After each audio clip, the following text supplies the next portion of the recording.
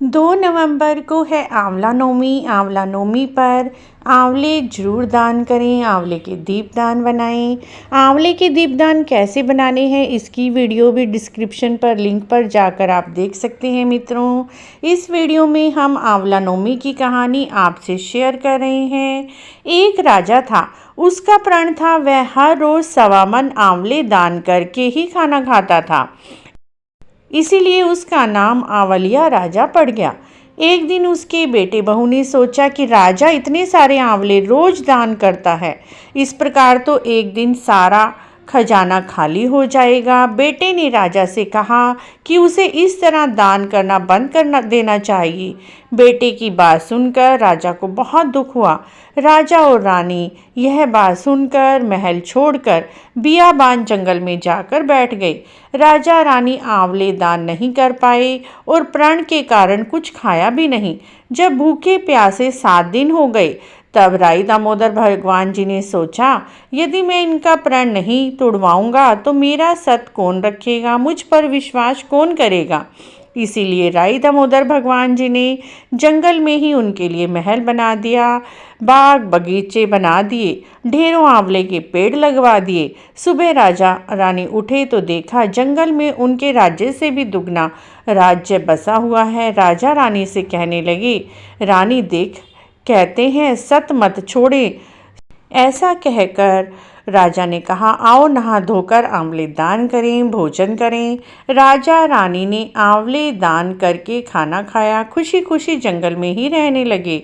अब क्या था, उनके राज्य में खुशहाली चारों तरफ फैल गई। उधर आंवला देवता का अपमान करने व माता पिता से बुरा व्यवहार करने के कारण बहू बेटे के बुरे दिन शुरू हो गए। राजा दूसरे राज्यों ने दुश्मनी निकालकर उन्हें दाने दाने के लिए मोहताज कर दिया। बहू बेटे काम ढूंढते हुए अपने ही पिता के राज्य में आ पहुँचे। उनकी हालत इतनी बिगड़ी थी कि पिता भी उन्हें नहीं पहचान पाए और उन्हें अपने यहाँ नौकरी पर रख लिया। बेटे बहू सोच भी नहीं सकते थे उनके माता पिता इतने बड़े राज्य के मालिक हो सकते हैं, सो उन्होंने भी अपने माता पिता को नहीं पहचाना।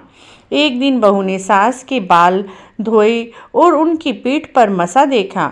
उसे यह सोचकर रोना आ गया कि ऐसा ही मसा तो मेरी सास के भी कमर पर था, और ऐसा सोचकर वह रोने लगी और उसके आंसू सास की कमर पर गिर गए। तब सास ने उसका रोना देखकर पूछा कि तुम्हारी आंखों से टप टप आंसू मेरी पीठ पर गिर रहे हैं, इसका क्या बात है। तब बहू ने अपनी सास को बताया, जैसा आपकी पीठ पर मसा है ठीक वैसा ही मेरी सासू माँ की पीठ पर भी था। हमने उन्हें आंवले दान करने से मना कर दिया था, इसीलिए वे हमारा घर छोड़कर पता नहीं कहाँ चले गए हैं। तब रानी ने उन्हें पहचान लिया, सारा हाल पूछा और अपना हाल बताया। अपने बेटे बहू को समझाया कि दान करने से धन कभी भी कम नहीं होता बल्कि बढ़ता है। बेटे बहू भी अब सुखी से राजा रानी के साथ उनके राज्य में रहने लगे। हे भगवान, जैसा राजा रानी का सत रखा वैसे इस कहानी को कहते सुनते हुंकारा भरते सबका रखना। बोलिए आंवलिया राजा की जय, बोलिए कार्तिक के ठाकुर की जय।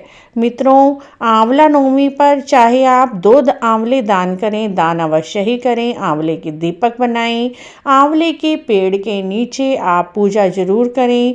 चाहे तो आंवले की टहनी भी घर पर गमले में लगाकर उसकी पूजा भी कर सकते हैं।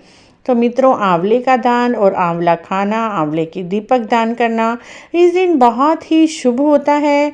इससे घर में धन बढ़ता ही है। तो मित्रों, आपको हमारी आंवलिया राजा की कहानी कैसी लगी? अगर अच्छी लगी है तो हमारे चैनल को जरूर सब्सक्राइब करें, लाइक करें, वीडियो को शेयर भी करें। कमेंट बॉक्स में भी जय राई दामोदर भगवान अवश्य लिखें।